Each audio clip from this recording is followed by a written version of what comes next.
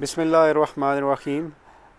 आज इस वीडियो में मैं आपसे जो इंस्टॉलेशन शेयर करूंगा ये हमने डिफेंस विलाज में इंस्टॉल किया है। जो सिस्टम कैपेसिटी है इस सोलर की वो 10 किलोवाट है जो हमने यहाँ पे इंस्टॉल किया है। सबसे पहले मैं आपको मॉड्यूल्स के बारे में बता दूँ। यहाँ पे हमने जो मॉड्यूल्स यूज़ किए हैं वो 530 वाट मोनो पर किलोंगी tier 1 A grade panels use किए हैं। और ये इस पैनल की एक और ख़ासियत ये है बायफेशियल है। मींस बायफेशियल मैं आपसे पहले भी वीडियोस में शेयर कर चुका हूँ कि इन मॉड्यूल्स की दोनों साइड से जनरेशन की कैपेबिलिटी है, दोनों साइड से जनरेशन कर सकते हैं। और यहाँ पे जो हमने स्ट्रक्चर यूज़ किया है वो कस्टमाइज्ड है। सारे का सारा जो स्ट्रक्चर है वो L3 14 गेज में यूज़ किया है और तकरीबन हमें इस साइट को कंप्लीट करने में 3 से 4 दिन लगे हैं।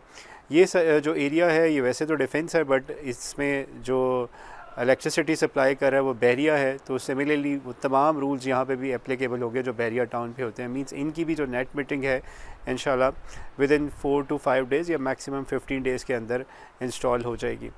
इन्वर्टर की बात करें तो हमने यहाँ पे जो इन्वर्टर इंस्टॉल किया है वो ग्रोवॉट 10 किलोवाट का यूज़ किया है, जो कि 15 किलोवाट तक पैनल्स पीवी सपोर्ट करता है। सेकंड जनरेशन है, OLED डिस्प्ले के साथ है। और उसके साथ जो इन्वर्टर के साथ हमने तमाम जो बेसिक सेफ्टीज़ हैं जिसमें DC SPDs है, AC SPD है, वो सारी इंस्टॉल किए हैं। सिमिलरली इस साइड पे भी हमने जो अर्थिंग है वो DC सेपरेट की है। लाइटनिंग अरेस्टर आप मेरी बैक साइड पे देख सकते हैं, नज़र आ रहा होगा, इसको भी हमने सेपरेट जो है वो ग्राउंड किया है। अब बात कर लेते हैं सिस्टम की जनरेशन की। ये सिस्टम कितनी यूनिट्स जनरेट कर सकता है 10 किलोवाट का। वैसे तो अगर जो आप हमारे फेसबुक पेज हैं तो मैं वक्तन फ़वक्तन जो आउटपुट है वो उसका एनालिसिस करता रहता हूँ। जनरली हमारा 10 किलोवाट का इवन अप टू 60 यूनिट्स भी पर डे जनरेट कर रहा होता है। कीपिंग दैट फैक्टर कि हमारे पास जो सोलर है वो प्रॉपर अवेलेबल है उस दिन। मीन्स समर में अगर जो हम बात करें ऑन एवरेज 45 to 55 यूनिट्स ये जनरेट की इसकी कैपेबिलिटी है।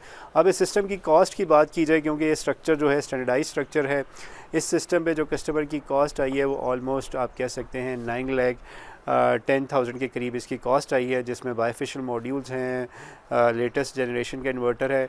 As far as warranty is concern, या मैं बता दूं ये जो पैनल्स हैं टीयर 1 ए ग्रेड के पैनल्स हैं, इसकी 10 ईयर्स जो है प्रोडक्ट वारंटी है और 25 ईयर्स परफॉर्मेंस वारंटी है।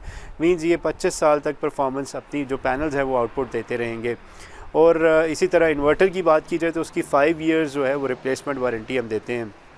जहाँ तक केबल्स की बात की जाए तो हमने यहाँ पे भी 6 mm tin coated XLE UPVC जो ड्यूल इंसुलेटेड केबल है वो यहाँ पे यूज़ किया और सारे सेफ्टी रूल्स और प्रोसीजर्स सारे यहाँ हमने फॉलो किए हैं।